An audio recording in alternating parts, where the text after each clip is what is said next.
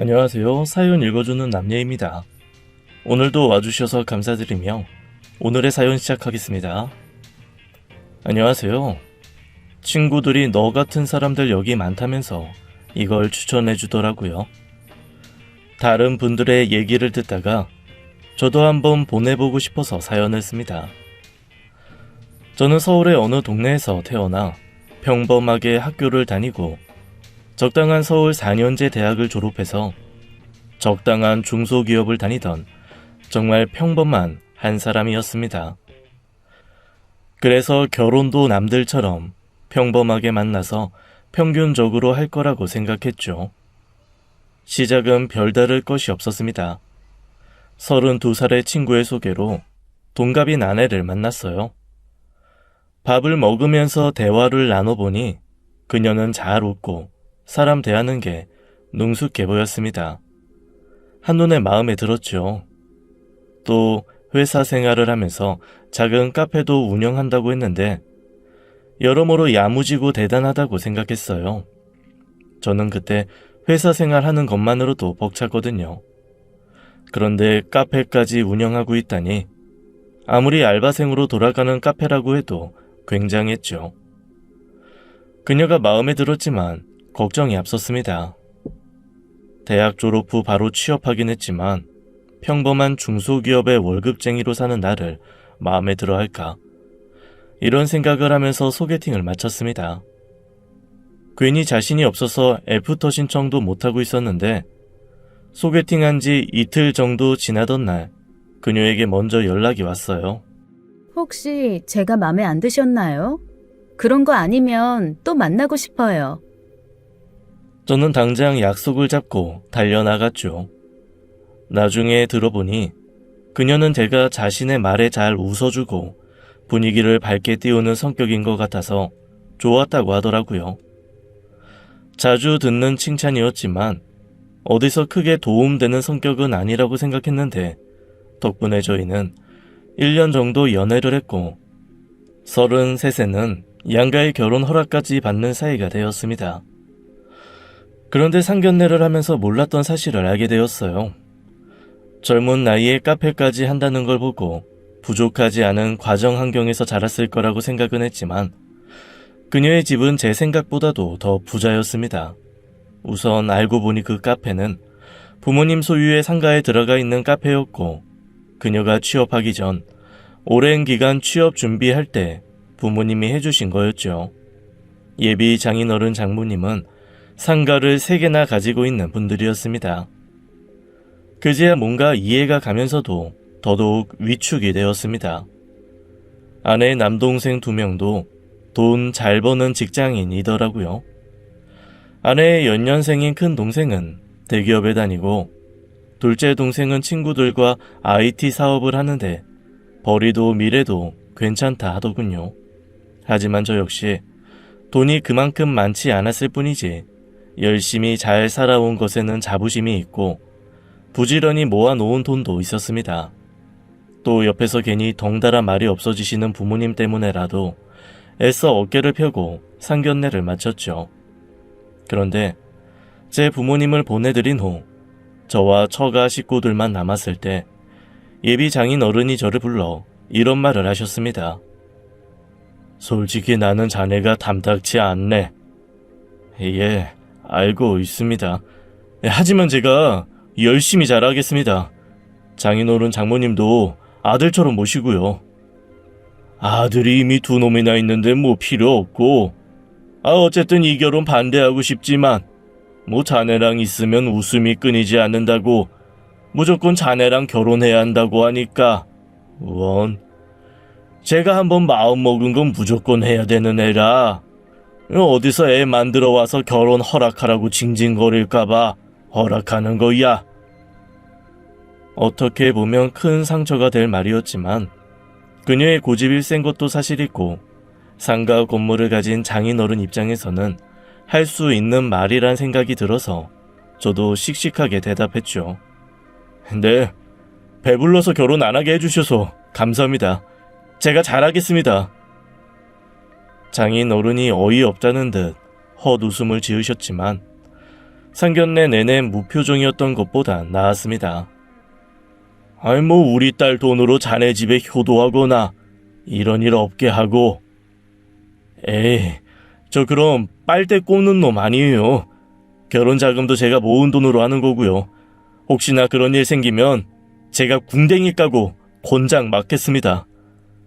그래, 이만 가겠네. 완벽한 허락은 아니었지만 저희는 어쨌든 결혼을 했습니다.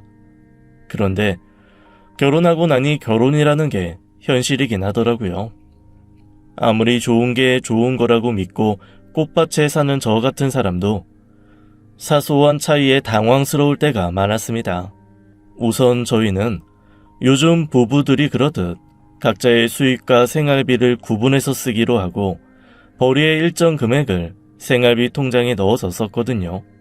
그런데 아내가 돈 쓰는 게 확실히 저랑은 달랐어요.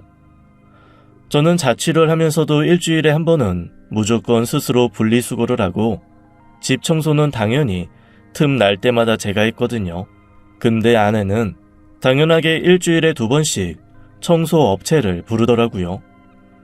공용 생활비에서 일주일에 15만 원 정도 나가는 거였는데 그 돈이 조금 아까워서 아내에게 말했죠. 우리 집 청소는 우리가 하면 어때? 돈 주면 다 되는데 왜? 아니, 안 써도 되는 돈은 좀 줄이는 게 좋잖아. 청소 내가 할게. 나 청소 잘해. 회사 다니면서 청소까지 하기 힘들지 않겠어? 원래 맨날 했던 건데 뭐. 에이, 미모의 카페 사장님 모시고 살면 이 정도야. 껌이지. 맡겨주십시오, 마님. 아내는 까르르 웃으면서 저의 제안을 승낙했습니다. 그렇게 한 달에 100만 원의 돈을 아꼈죠.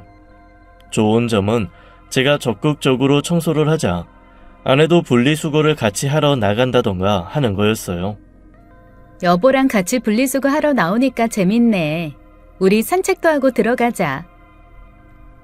분리수거 후 산책하면서 아이스크림도 하나 까먹는 게 은근 즐거움이었습니다. 이런 비슷한 일들이 종종 있었습니다. 장 볼 때 꼼꼼하게 살펴보던 저와 달리 아내는 손에 잡히는 대로 턱턱 사더라고요.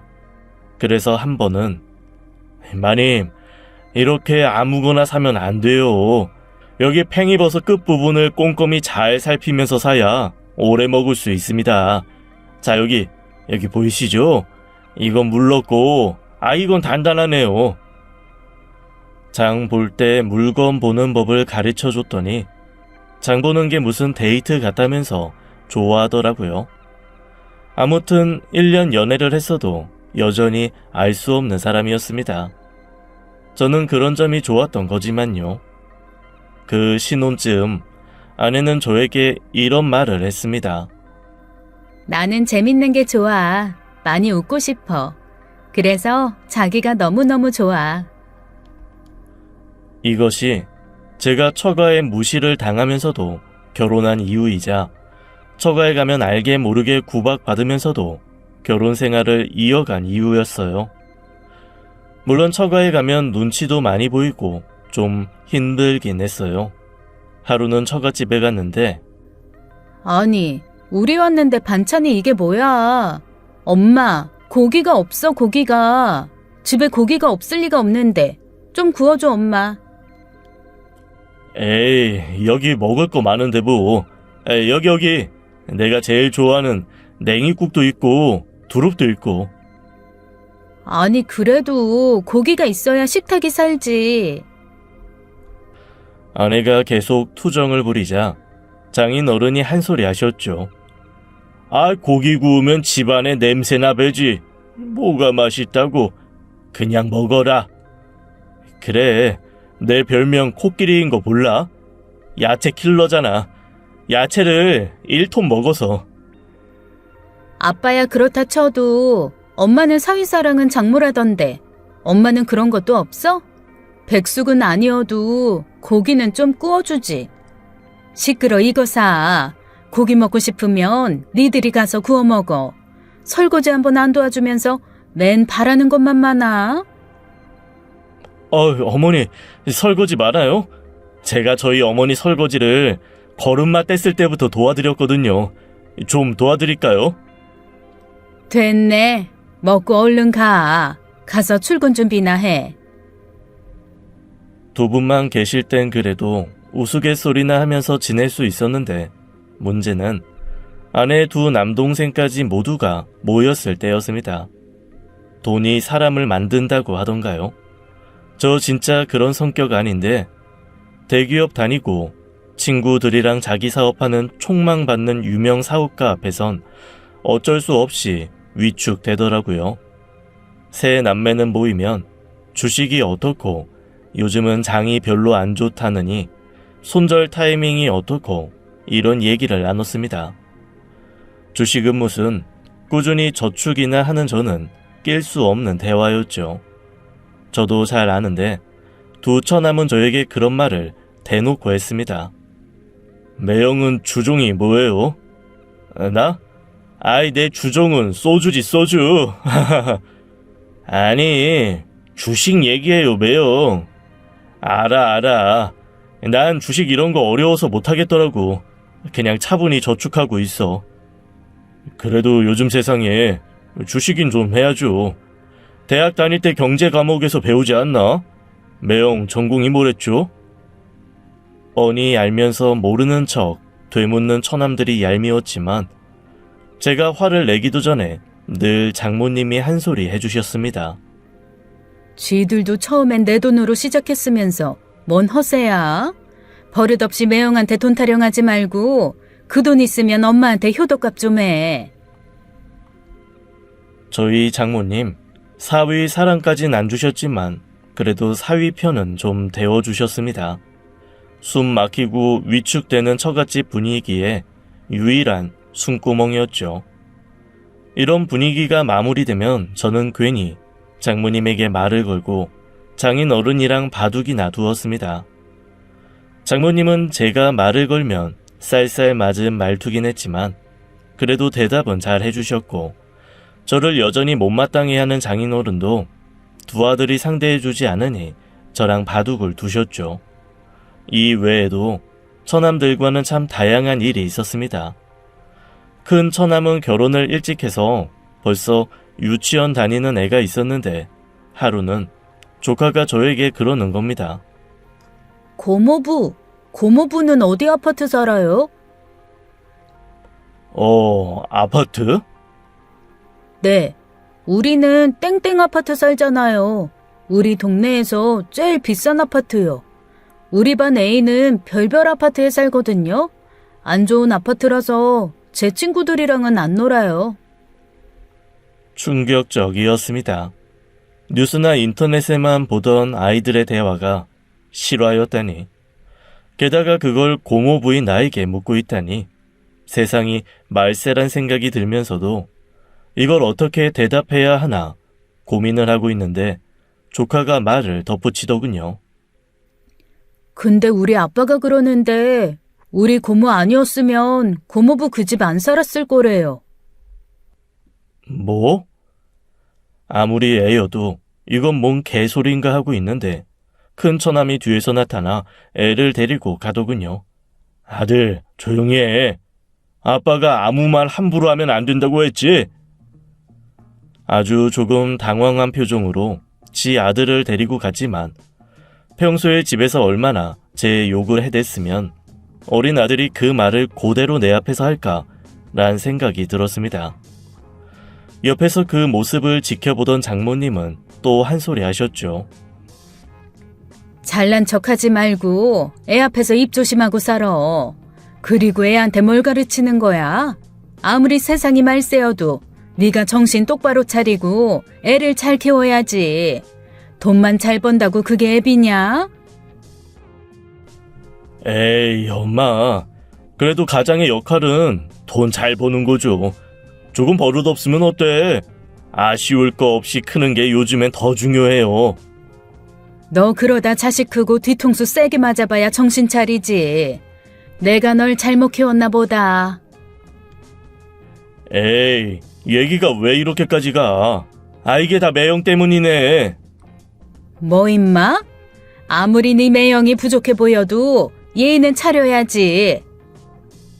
큰 처남과 장모님이 제 앞에서 그 대화를 나눈 후로 처갓집 가는 게 좀 더 곤혹스러워졌습니다. 큰 처남이 속으로 저를 얼마나 무시하는지 알게 된 계기이자 장인어른처럼 티는 안 내셨지만 제가 부족하다는 생각은 하고 계셨던 걸 알게 된 계기이기도 했으니까요. 물론 비슷한 일이 있을 때마다 처남들을 혼내면서 제 편을 들어주긴 하셨지만 그래도 불편한 마음은 어쩔 수가 없었습니다. 그럴수록 진짜 잘 사는 모습을 보여주고 싶었는데 제 마음과 다르게 상황은 악화되어 갔습니다. 제 월급이 밀리기 시작한 거였죠. 안 그래도 아내보다 벌이가 적었는데 월급이 밀리기까지 하니 속이 터졌어요. 생활 공금은 그동안 모아둔 돈에서 냈지만 제 일상생활이 많이 어려워지더라고요. 아내에게 들키고 싶지 않았는데 티가 좀 났는지 아내가 무슨 일 있냐고 물어보더군요. 당신 무슨 일 있어? 당신 부모님한테 무슨 일 생긴 건 아니지? 뭔가 제가 저희 부모님께 용돈 이상의 돈을 보낸다고 생각하는 것 같았습니다. 그것보다는 월급이 밀리고 있다고 사실을 말하는 게 나을 것 같아서 솔직히 털어놨죠. 사실은 코로나 때문에 회사 사정이 어려워져서 다음 매출 때까지 월급이 좀 밀린다 하더라고. 그래? 얼마나? 너무 오래 걸리는 건 아니지? 너무 오래 걸리진 않을 거야. 딴 것보다 일하고 못 받는 돈이 제일 열받는데 어쩐데? 에이, 내가 누구야. 내가 딴 건 몰라도 손해보고 살진 않잖아. 알면서. 다행히 아내는 자기 일인 듯 아닌 듯 하면서 넘어갔습니다. 저는 평소와 다름없이 열심히 일하면서 정상적으로 월급이 들어오길 기다렸죠. 하지만 제 바람이 무색하게 회사는 더 어려워졌습니다. 회사 문을 닫아야 할 것 같습니다. 밀린 월급은 어떻게든 꼭 줄게요. 결국 회사는 문을 닫았고 저는 실직자가 되었죠. 한동안은 영화나 드라마에 나오는 일자리 잃은 가장들처럼 출근하는